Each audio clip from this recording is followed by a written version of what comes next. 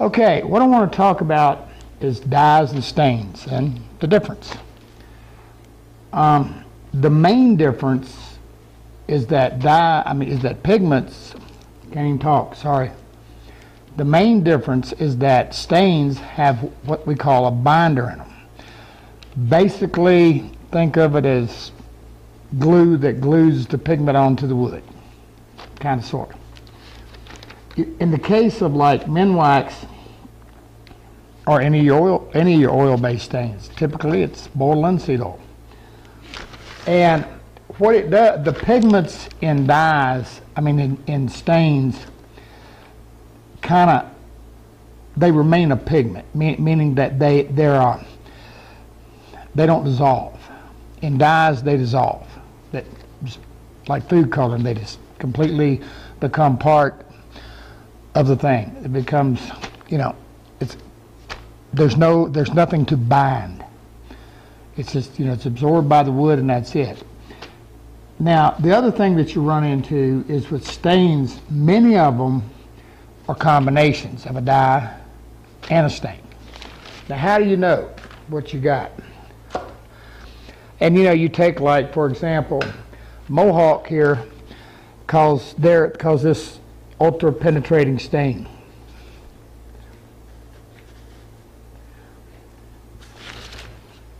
It's a dye.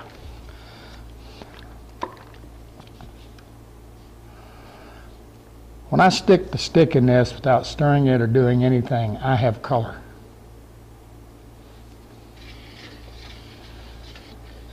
When I start stirring on the bottom,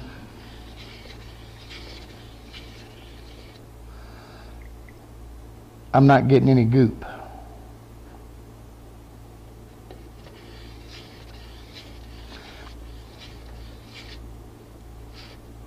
Yeah, I am. There it is, a little bit. Had to kind of hunt it. So see it, bloop. It's there. It's mixing up. When I got the color on the stick and goop in the bottom, I got a dye stain combination.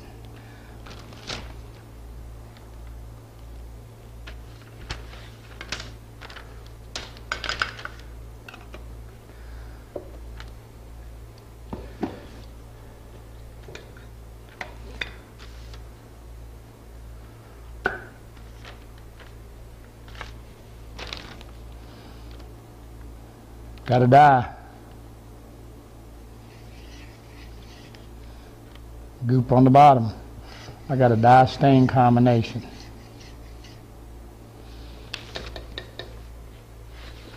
I just kind of grabbed these back here at random.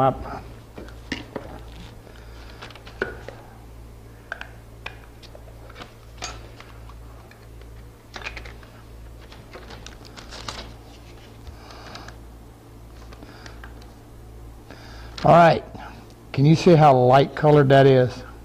How very light that is? There may be a hint of dye in this. If it is, it's very little. But there's a lot of goop in the bottom that I can stir up. This is predominantly a stain. This happens to be ebony, so it's kind of dark. If you stick the stick in and you're clear, down till you hit the goop, you have a pure stain. Simply put. Yeah, you got to stir it all up really good. All right. In the case of, now we have a gel stain. Obviously, it's not something that you should have, you need to stir it because they settle out.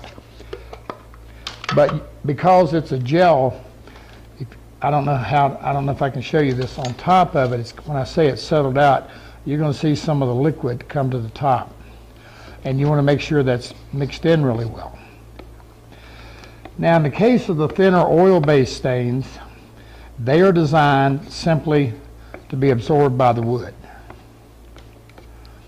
to some degree. And the oil's what binds them, again, binds that pigment on there. Gel stain is just basically a thicker version. Gel stains were designed predominantly to be used on blotch-prone woods,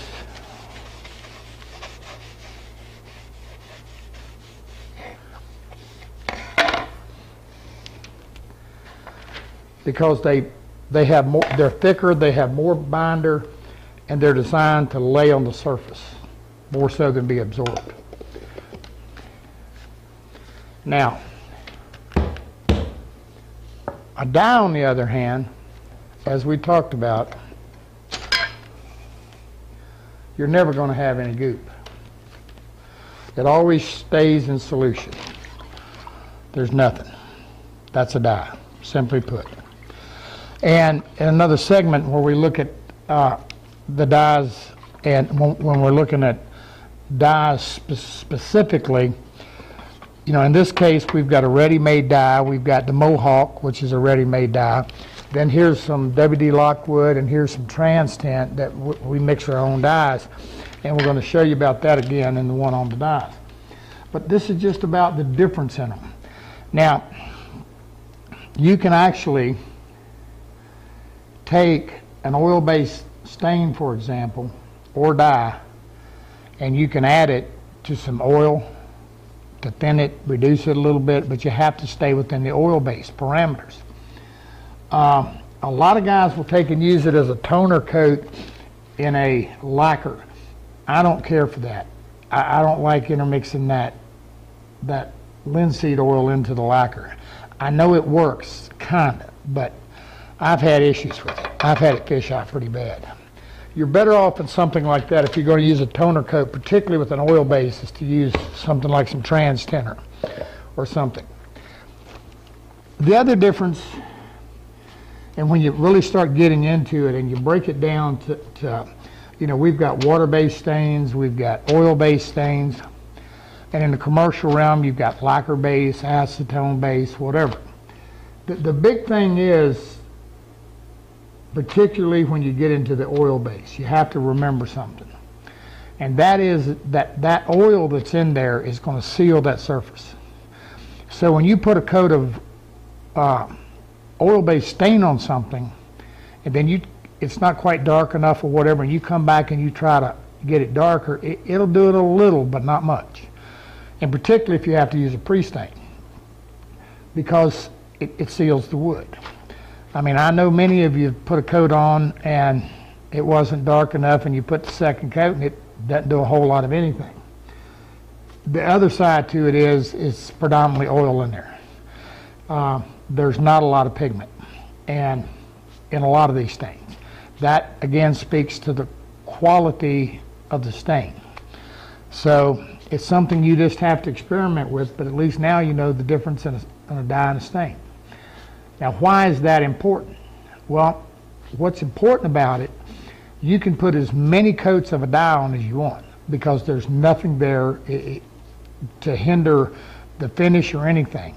In the case of a stain, you get much over 2 coats. I see guys out here talking about they're using a heavy water-based stain or something like that, and they're spraying 2 or 3 coats on.